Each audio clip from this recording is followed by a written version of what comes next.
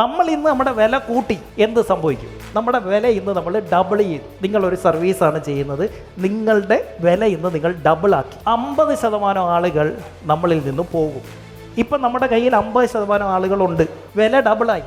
Revenue remains the same, വരുമാനം അത് തന്നെയാ, ഒരു വ്യത്യാസമില്ല. ഗുണോ ചെലവ് കുറഞ്ഞു, കാരണം പകുതി കസ്റ്റമറെ സെർവ് ചെയ്താൽ മതി. ഇപ്പോൾ അത്രയും സ്റ്റാഫ് വേണ്ട, അത്രയും ഓഫീസ് വേണ്ട, അത്രയും കാര്യം വേണ്ട. ഇനി കുറച്ച് ദിവസമേ ഉള്ളൂ ഇതിങ്ങനെ കിണർ പോലെയാ ബിസിനസ്.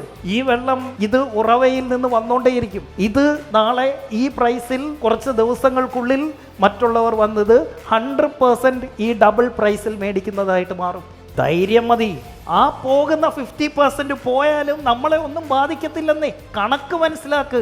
50% കസ്റ്റമർ നിങ്ങളുടെ കൂടെ നിൽക്കുമെന്ന് ഉറപ്പുണ്ടോ നിങ്ങൾക്ക്? പ്രീമിയം കസ്റ്റമർ ഉണ്ടേ. മറ്റേവൻ പോട്ടെന്ന്, തലവേദന പകുതി കുറഞ്ഞു for the same amount of money. So think about doubling your price. Percentage കൂട്ടുന്നതിലല്ല കാര്യം, ഇരട്ടിപ്പിക്കുന്നത് എങ്ങനെ.